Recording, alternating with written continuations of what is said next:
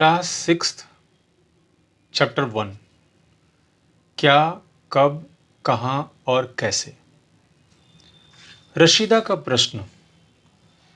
रशीदा समाचार पत्र पढ़ रही थी। अकस्मात उसकी नज़र एक खबर पर पड़ी। 100 वर्ष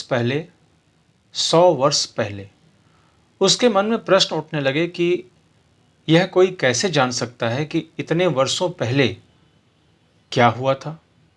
बचपन में सोचने समझने की सीखने की प्रवृत्ति बहुत तेज होती है और किसी भी विषय के जानने की इच्छा प्रबल होती है, जिससे उनके मन में कब, क्यों, कहाँ, कैसे जैसे प्रश्न उठते रहते हैं। कल क्या हुआ था, यह जानने के लिए आप रेडियो सुन सकते हैं या फिर टेलीविज़न देख सकते हैं। साथ ही यह जानने के लिए कि पिछले वर्ष क्या हुआ था, तुम किसी ऐसे व्यक्ति से बातचीत कर सकते हो जिसे उस समय की जानकारी हो। परंतु बहुत पहले क्या हुआ था, यह किस प्रकार जाना जा सकता है।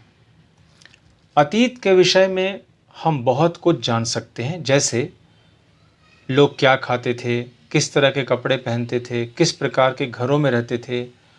हम शिकारियों, पशुपालकों, कृषकों, शासकों, व्यापारियों, पुरोहितों, शिल्पकारों, कलाकारों, संगीतकारों या फिर वैज्ञानिकों के जीवन के बारे में जानकारियां प्राप्त कर सकते हैं। यही नहीं, हम यह भी मालूम कर सकते हैं कि उस समय बच्चे किस प्रकार के खेल खेलते थे, किस प्रकार की कहानियां सुना करते थे, किस प्रकार के नाटक देखा करते थे या फिर किस तरह के गीत गाते थे। कई लाख साल पहले से लोग नर्मदा नदी के तटीय भाग पर रह रहे हैं। यहाँ रहने वाले आरंभिक लोगों में से कुछ कुशल संग्राहक थे जो निकटवर्ती जंगलों के विशाल संपदा से परिचित थे। अपने भोजन संबंधी आवश्यकताओं के लिए वे जड़ों, फलों तथा जंगलों के अन्य उत्पादों का यहीं से संग्रह किया करते थे। वे जानवरों का शिकार भी किया करते थे। इसी क्षेत्र में कुछ ऐसे स्थान भी हैं जहां लगभग 8000 साल पहले स्त्री पुरुषों ने सबसे पहले गेहूं तथा जौ जैसी फसलों को उगाना शुरू किया।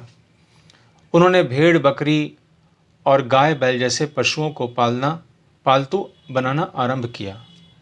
ये लोग गांव में रहते थे। ये कुछ अन्य ऐसे क्षेत्र थे जहां कृषि का विकास हुआ। यहां सबसे पहले चावल उगाया गया। वे स्थान विंध्य के उत्तर में स्थित थे। सहायक नदियां वे कहलाती हैं जो एक बड़ी नदी में मिल जाती हैं।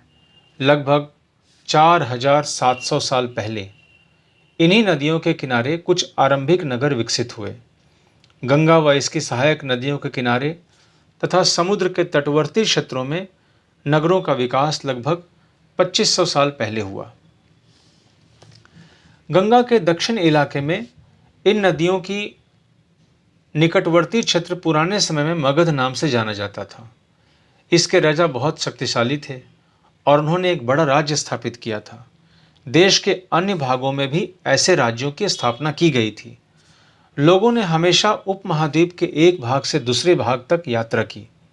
कभी कभी हिमालय जैसे ऊंचे पर्वतों, पहाड़ियों, रेगिस्तान, नदियों तथा समुद्रों की वजह से यात्रा खतरों से भरी होती थी।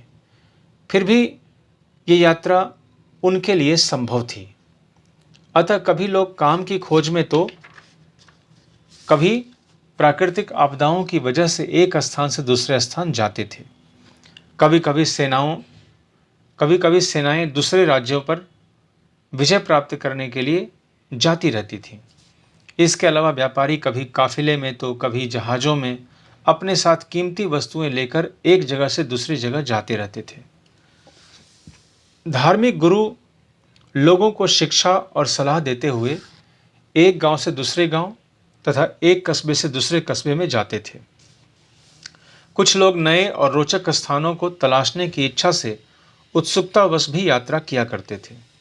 इन सभी यात्राओं से लोगों को एक दूसरे के विचारों को जानने का मौका मिला।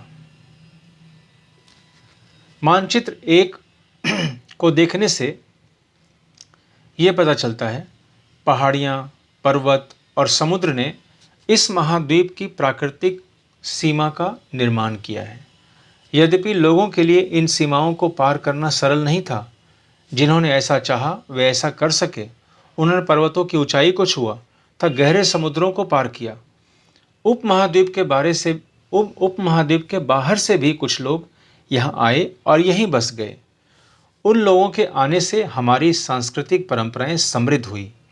कई सौ वर्षों से लोग पत्थर को तराशने, संगीत रचने एवं यहाँ तक कि भोजन बनाने के नए तरीकों के विषय में एक दूसरे के विचारों को अपनाते रहे हैं।